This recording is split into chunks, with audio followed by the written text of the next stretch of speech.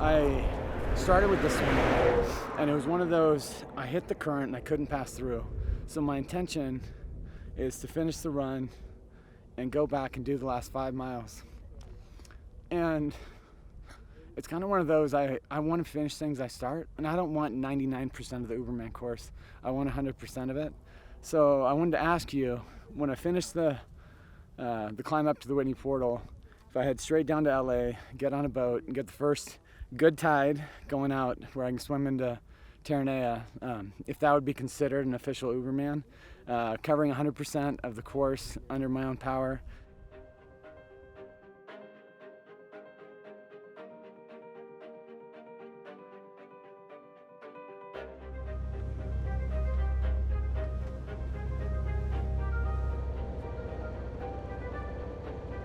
Since I've known Rob, he's finished every big event that I've been a part of. Make sure I get through the swim. Like it would feel really, the swim kind of haunted me for a while, and then I got over it, and I decided to get over it. I'm just gonna go as long and as steady as I can and trust the results of that. Uberman is the most ultimate ultra race. 21-mile swim, 400-mile bike, 135-mile run. You're going from shark-infested waters where you're swimming at night to then running through the desert at over 100 degrees to one of the highest mountains in the US. It is the true challenge. Okay, here it goes.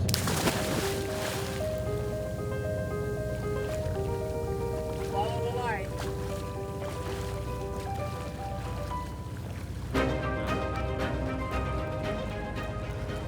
In order to complete such a challenge, a huge logistics challenge, so you need to have a network of friends and family that want to support you. You can't do this on your own, so it's all about co-creating and collaborating around a solution. And then having the foresight to have multi-years worth of training to lead up to this. It's not something you can just decide to do 3 months ahead of time, so you have to have a lot of foresight, you have to have a lot of planning, and you have to have the motivation to keep going and maintain that consistency.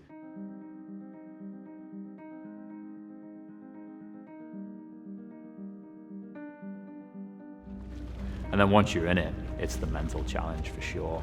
You know, how do you sustain that level of effort through some of the most intense conditions you'll ever put your body through, and have that vision and have that commitment to and drive to succeed.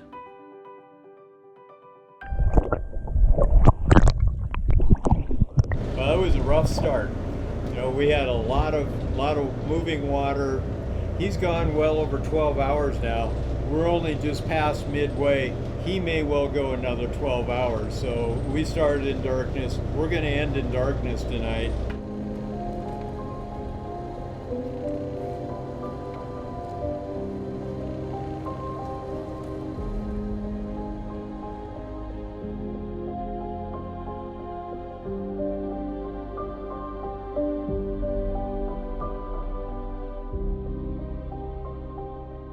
After almost 24 hours of swimming, Rob made the really tough decision to think longer term. He showed a true anti-fragile mentality by embracing the stress, really taking it on and making the right decision to prolong his race and enable him to go on to do the 400-mile bike and 135-mile run.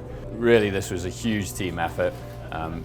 It required everyone to adapt together, adapt with purpose, challenge the limits, and really come together to ensure that Rob could achieve his goal of finishing this race.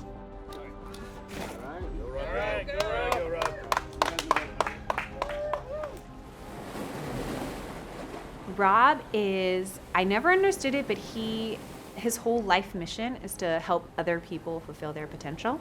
And so the things that stop us, the systems or the injustices that hold us back, he deeply cares about those things. He's a very empathetic person. And so I think this is him showing the world this is something he can do, is use his endurance ability, but also to inspire other people to use what they can do to make an impact and do something in their community. I think it'd be impossible to complete Uberman without having the inspiration and passion and the desire to be powered from within. You're not going to get several days into this race without having that internal drive to overcome it. And you also have to have instilled that vision in your micro group around you to ensure that no matter what you're going through, they're always there for you, and they'll provide that resilient infrastructure by which you operate and need to successfully succeed. And we see the same with distributed energy systems and microgrids, is it really provides the customer who needs that energy at the endpoint, and their business is absolutely reliant on it to have that energy independence and know that regardless of what is going on around them, they'll absolutely be able to operate, they'll know what it's going to cost them, and they'll be able to drive the sustainable outcomes for society in the process by reducing their emissions and bringing cleaner energy for their assets.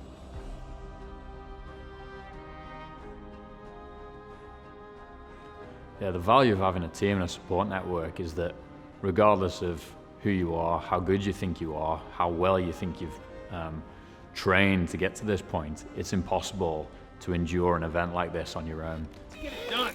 All right. Smooth, steady, steady. You down it, and then I go back to him. Safety first. And then once you're in it, you absolutely need a team that believes in you, that is supportive of you, that can coordinate and manage all the challenges that you're going to face ahead of time and empower you to drive towards your vision and goal without necessarily being distracted. And for us at VECKTA, it's just like the marketplace platform that we're building. A little bit worried about one of the ankles. So you might keep an eye on that, get that taped up before it swells. How's he been eating? Is he Not a getting ton. calories I feel in? like he's not eating enough. That's just I my feel like he's not drinking enough third-party observation.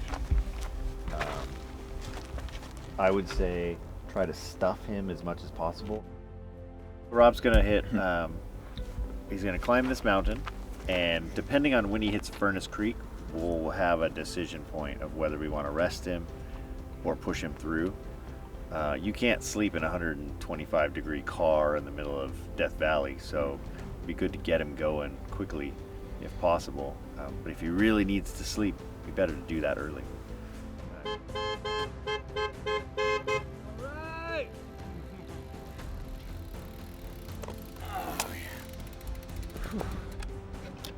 Did it. The final leg of Uberman.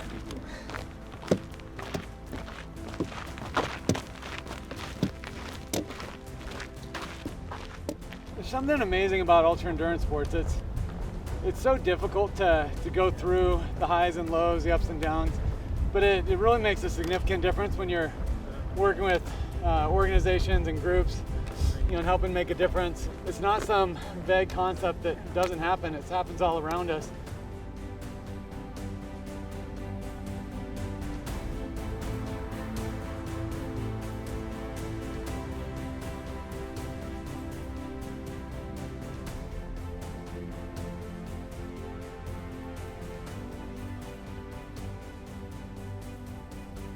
For me, raising money and awareness for this is more than just an idealistic thing that's out there.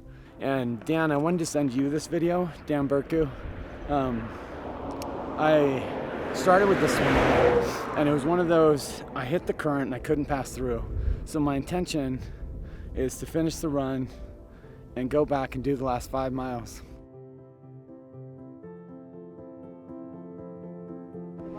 Should I mix one up? Let me mix one up with the heat here. Rob, absolutely exclamation mark. I'll be there with you on the boat in a kayak. The finish will count, and I will have the hammer ready. Please stop your clock when you reach Mount Whitney Portal, trailhead, and restart when you hit the water. Keep going, Dan Burku. We're back in the race. All right.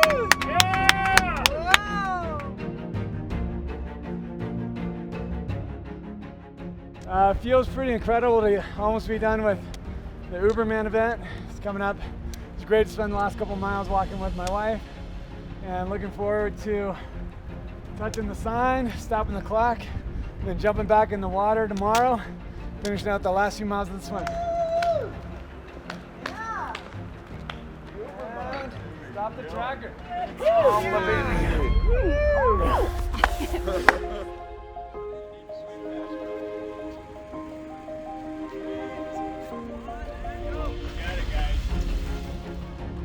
This isn't too dissimilar from how we position VECKTA to work with our customers.